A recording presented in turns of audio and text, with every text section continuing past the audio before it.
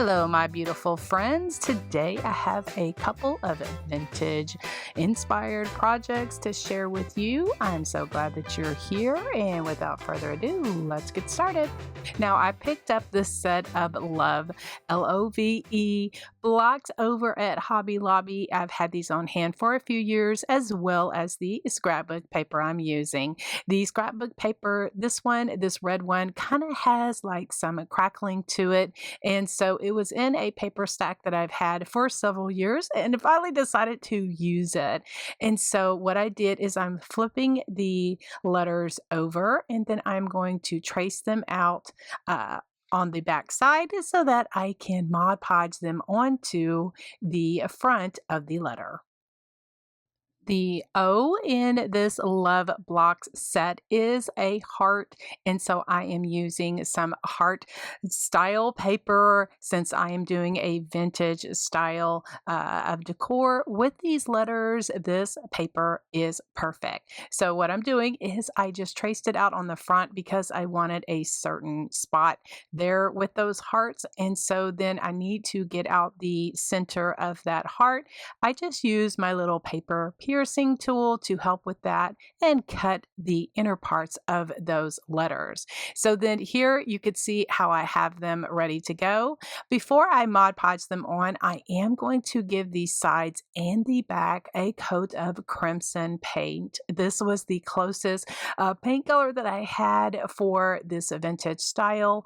For the heart, I gave the sides and the back a coat of cashew. That is the color that I'm using for that. And then I'm going to show you once that's all dry, then I'm going to sand it down pretty good, kind of get that shine off there and get it kind of a dull, give it a dullness. And so what I did also then, I pulled out my antique wax that is Waverly. All of these paints that I'm using today are from Waverly. That is a Walmart brand.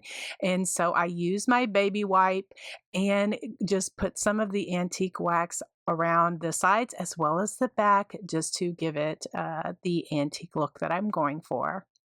I put a thin layer of Mod Podge on the entire fronts of each of the blocks, the L, the O, the V, and the E, and I let that dry. I'm using the Mod Podge heat transfer method. I let my Mod Podge dry completely. I just use my heat tool to speed it up a bit. Once that's dry, then I'm going to place my scrapbook paper cut out over it, and then I have for a barrier I use a piece of parchment paper to act as a barrier. I'm using my little Cricut mini press. I use that as my iron to heat activate that Mod Podge so that it sticks on there really good. That's why I try to get all the way around on the edges so that I don't have any of the paper coming up.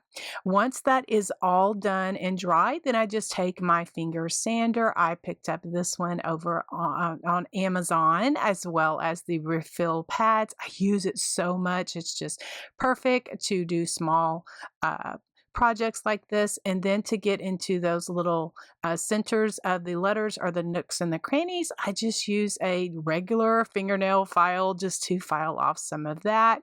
Once I get all of that done, then what I'm going to do is go around each of the letters with my vintage photo distress ink and a little finger dauber. It just has a little sponge on the end of the finger, and so I just go around. It just kind of gives a little bit of depth and dimension to it.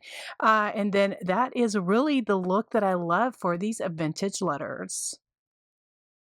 To add a little bit of highlight, I am just taking my flat paintbrush and some buttermilk paint and just giving some highlight to each of the letters. I dip half of my brush in paint, the other half in clean water, and then I blend there on a paper towel. Then I just kind of go around the letters, just the high spots where I wanted to kind of emphasize that.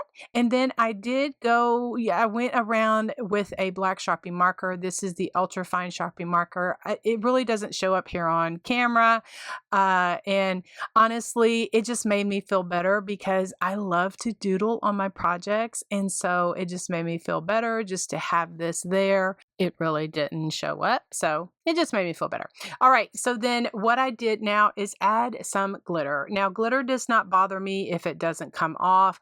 And so I have some of this adhesive spray that I like to spray my craft projects with.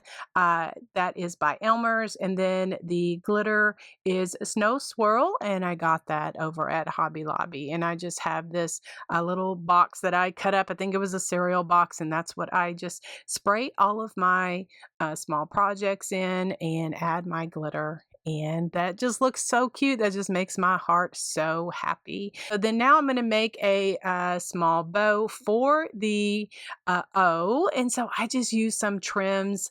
And so just cut those down. Just add all of those together. I did add for the center, I added some hemp cording. I just made some loops of that. And I love that dainty look with all of those all put together. Just tied all of those together. Secured it with a pipe cleaner because that is how I get a better hole, but one could use jute or something else that works for you. And I just glued it there to the top corner of the heart so that it just looks so cute. Now I have this on a side table in my living room, and I just love the softness, the vintage look of it, just there on the side table. And it looks great with a little string of fairy lights as well.